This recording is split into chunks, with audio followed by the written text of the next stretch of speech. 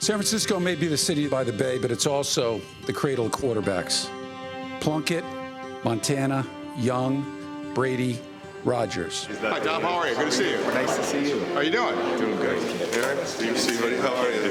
Joe, how's it going? Good. How you been? Good to see you. Good seeing you. Between them, they have quarterbacked 11 Super Bowl victories, and all of them have ties to the Bay Area. Jim Plunkett from San Jose and the Oakland Raiders. Joe Montana and Steve Young from the glory years of the 49ers. Tom Brady from San Mateo. Aaron Rodgers from Cal. And how Harris got these guys together for this event really is truly amazing. Nice to see you. How are you? Good to see you. We're going to get close to raising $750,000 tonight. The reason why we're all here, the greatness of the five guys, they're friends of mine, they're friends of yours. They gave back to the community today. I give you the five Titans from this year, the quarterbacks. They said this would be kind of a freewheeling and random conversation, so just some random observations. Tom, you've gone back to your high school haircut. Except for the beard, it's exactly the same haircut, right? I couldn't grow this in high school. It's working for you. Thank you. See any gray? I don't see any gray. Wow. No?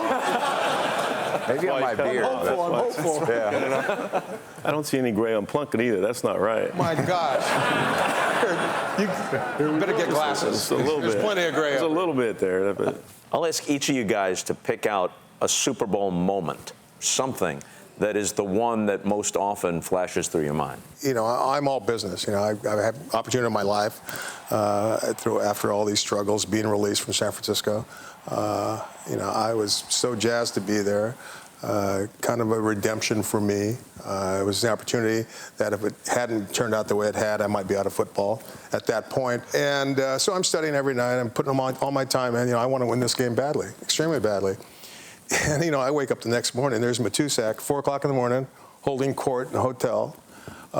Players coming in and out all hours of the night. And I said, what the heck are they doing? I want to win this damn game. But if you know the culture of the Raiders, you know, that was very typical of what they did prior to a game. I don't care whether it's a Super Bowl or regular season game.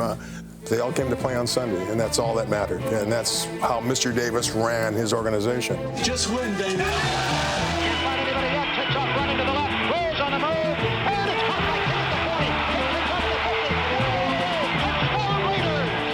The night before, there was a piano in the corner of the hotel, kind of up in this area where there was like some food and drinks outside of our meeting rooms.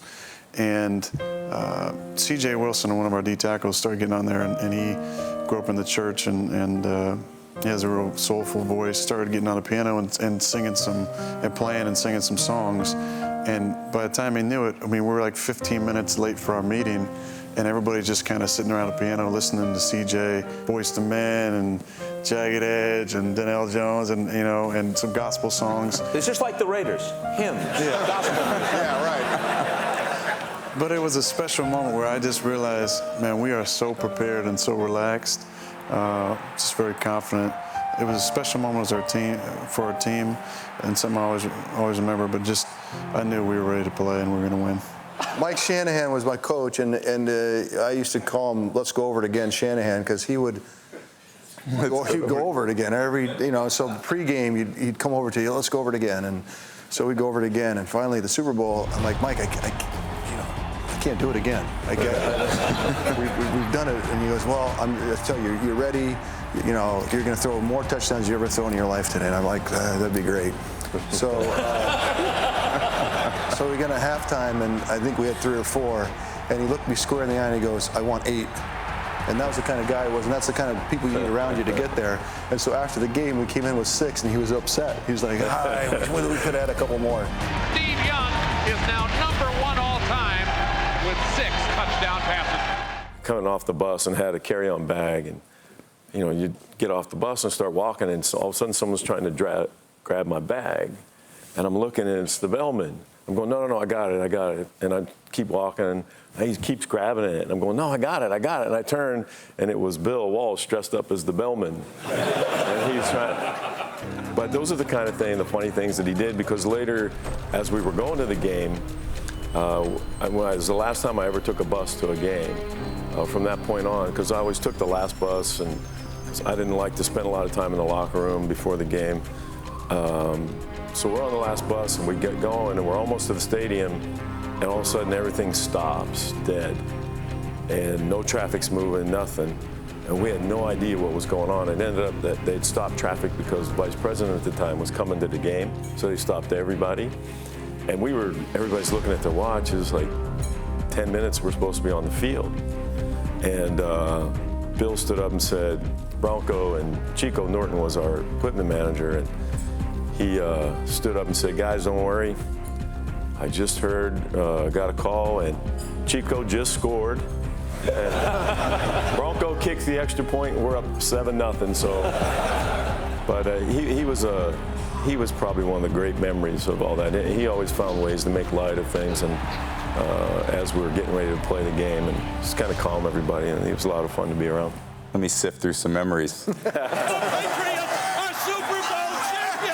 I have a recent one this year after the game. I was in the hotel room. I was going to bed, and I was talking to my wife after the game, and no one can really quite understand, you know, even your wife or your parents or your best friends, they just don't quite understand how you're feeling. It's, you know, you're just going through play after play after play after play. And just before she goes to bed, she's like, yeah, and these people were following me, and I just said something I shouldn't have said. So I don't care really what you said. Like, go to bed. So I woke up the next morning, and I tapped on her shoulder. Why did you say that? So she was talking about the best player on our team, Wes Welker, one of my most recent memories. Thank you. You all have such great memories and have been given such great lives because of the game. And from an entirely different perspective, I have so many great memories of covering the National Football League. But an issue now is safety in the game. Kurt Warner recently said, as much as the game has given him, he'd think twice about allowing his son to play football. I heard Terry Bradshaw say that while he would do it all over again, he would discourage his own son from playing. Bart Scott, one of the toughest linebackers in the game with the Jets, has said the same thing. What can be done to make the game reasonably safe without changing its basic nature and without altering the sport that is clearly America's most popular sport? I got the perfect thing. Take the face mask off. See how many people stick their face in there then. It makes a lot of sense in a lot of ways. You know, when you take some of that protection away. Steve, you're one of the game's most thoughtful analysts. Would it be possible, other than in line play, where they would just have to legislate, you have to tackle the way you watch those old films from the 30s and 40s. This is the way you tackle. I Googled Dick Butkus, and you watch some of his highlights, and that was, people always say, oh, football, they're going to change football if they try to legislate these big hits. You know, Dick Butkus is a tough guy, but he tackled with his arms. And so it takes away those hits that I think are most difficult for people to watch and to injure the heads. Aaron, you had 2 concussions in your Super Bowl year, so you know what we're talking about. The helmet that I started my career in 2005 is no longer allowed to be worn because the safety requirements on those helmets is so high now. I feel confident that the helmet that I'm wearing has kept me from a couple concussions in the last year.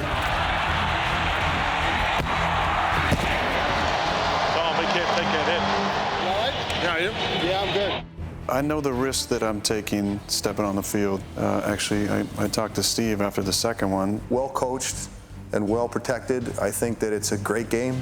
We got to be able to put plays together without tripping, without throwing interception. It's the little stuff, boys. Come on, it's the little stuff. One of the things I think that sport teaches you is trust. We've opened the door.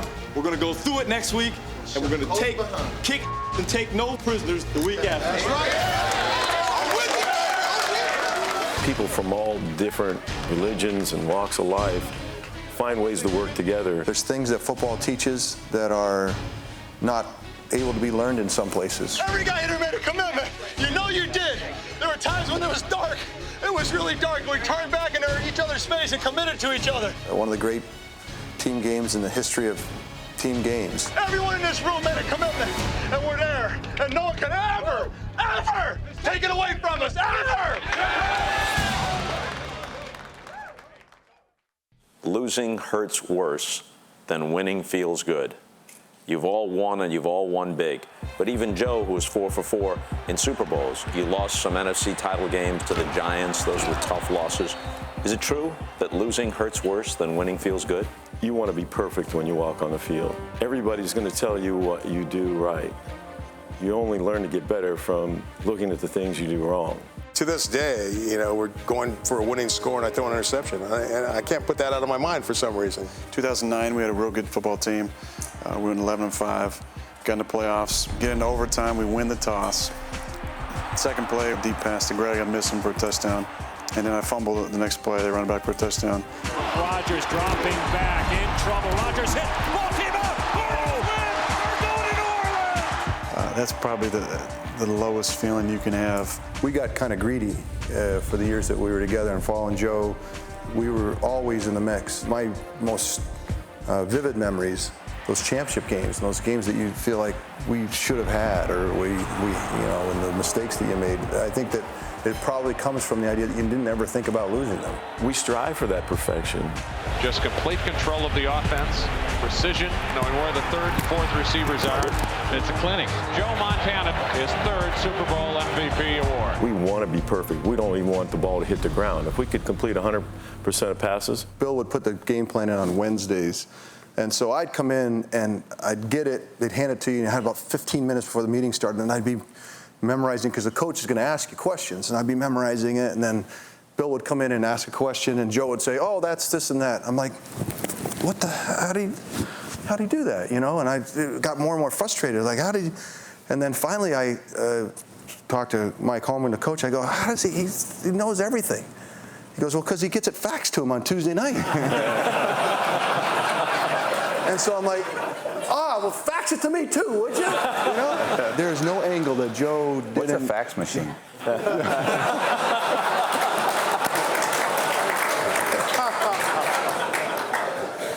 You were this close to literal perfection, to 19-0 in a season where you threw 50 touchdown passes, and it slipped away on one of the most incredible plays in Super Bowl history.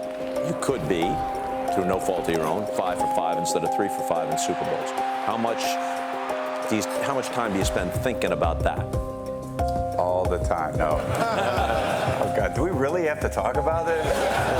Well, the other guys did. Yeah, no.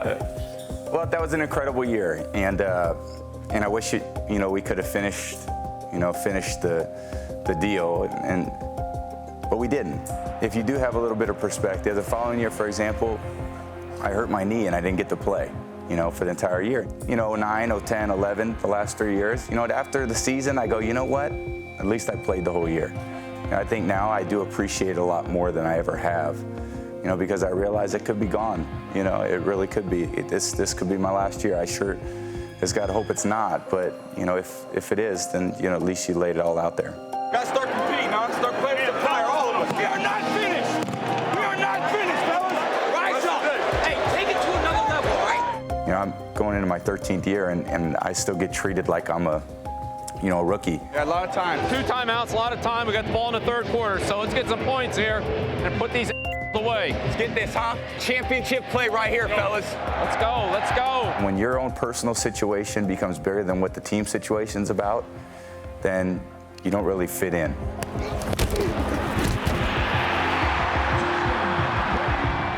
We had practice on a Tuesday. Wednesday morning we come in, and they're always called Belichick lowlights. I don't want to be talking about that during the game. I'll set my piece on that now, but I'm just saying it's football time, fellas. Let's get into it. He never really shows highlights in the morning, but the next day you come in, he has practice, from the day before it. Basically what not to do. So there I am to start the tape off, myself dropping back, throwing a hitch, easy pass, and I throw it in the dirt. And he goes, yep, that's it, Brady. Fire it in the dirt. Foxborough High School could complete this pass. We can't even complete a hitch. Now, his words are, I really can't use those here. But I'm telling you, if we call this, you better get it. In some ways, I sit in my chair and I'm like, doesn't he know? I mean, I've been with him. We had 3 Super Bowls, you know, and all, you know, every bit of pride in you wants to fight that. And then you leave to me, you say, you know what, I'm glad he did it. Because if he can do it to me, he can do it to anybody. And I don't have to be that guy. I just have to show up and work hard and do my job, and then Coach Belichick will coach those guys. And, you know, a lot of it, like I said, comes back to putting the team first. And if you do that, then, you know, we could be pretty successful. Despite the fact that all of you had tremendous success, just from a distance, I can see where perseverance plays in. You had won the Heisman Trophy. You had won the Rose Bowl. But at the beginning of your NFL career, you're kind of knocking around a little bit until you wind up with the Raiders. First round pick of New England, went to a team that wasn't very good at that time. And it was a struggle. It took me 10 years before I got in my first playoff game with the Oakland Raiders. And, you know, perseverance is what it's all about. You have your ups and downs. You get knocked around. You feel discouraged. And you've got to find a way to fight your way through all that stuff. And that's a tough road mentally to take, and not to mention physically. I used to be a lot taller than all these guys. But look at me now. Super Bowl from the Los Angeles Raiders. Plunkett looks, throws, touchdown Raiders! Holy Toledo, what a start! You have to sit for a while before you become the Packers' starting quarterback. And I was a under-recruited kid from Chico, went to junior college, had to compete with a guy there and win the starting job. Went to Cal, was a backup, you know, sat on the bench first 4 games, and then went to Green Bay and sat for a couple of years. And then, you know, we went 6-10 my first season there. Everybody's trying to run me out of town. I think the thing that I know we all have as quarterbacks is a lot of confidence. I know, I got to get it out a little quicker than that, huh? I think that's one of the most important things a quarterback can have. Aaron Rodgers today hit 4 touchdown passes.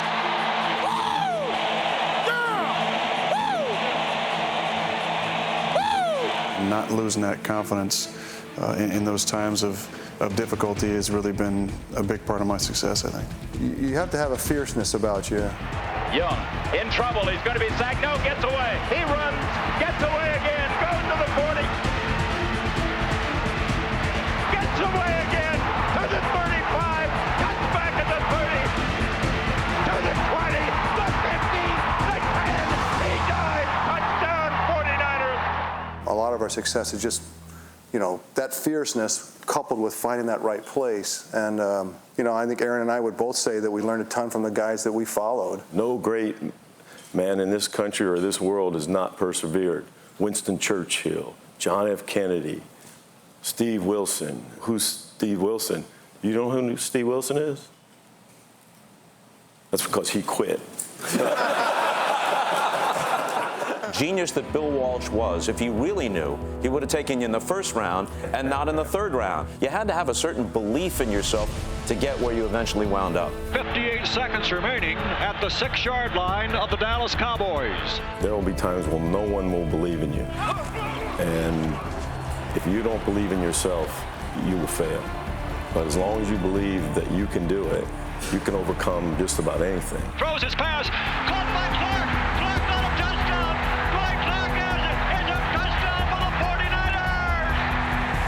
49ers. If I've got this right, you're at the game, the Dwight Clark catch game, correct? Yeah, my dad brought me to as many 49er games as possible growing up. You're at the game, and the 49ers obviously win the game, but your main concern is that you want a foam #1 finger, right? Yeah, I had the foam finger. That was in my mind, you know, and anyone with kids, once the kids have it in their mind, that's all they want. We were pretty high from the top of the stadium. I needed binoculars, you know, to see what was going on, but there was nothing more thrilling than, you know, being at the games and watching Joe and Steve, and, you know, any young kid growing up at that time wanted to be like those 2 guys, so.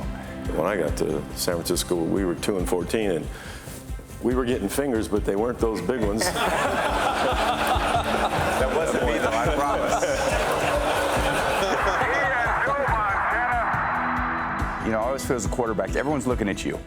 So if they look at you and they're not quite sure how it's going to go, it's not going to go very well. Respect, fellas! It's about respect! When you know each other that well and you're standing in that huddle and you look around, you want to be with the guys that you believe in and the guys that believe in you. Hey, it's a big 3rd down right here. We got to get this. Let's go. Snap to Rodgers. Jackson stays in the block. Rodgers throws the middle. He's got it. Chris Jennings had a beautiful spiral over the middle. Brady looks, fires right. Touchdown, David Patton! Plunkett looks, throws, touchdown Raiders! Young goes deep middle. He's got Jerry Rice. Touchdown 49ers. 39 seconds remaining. Steps up, throws. Touchdown. The 49ers have scored. Until you win a Super Bowl, that feeling is like no other.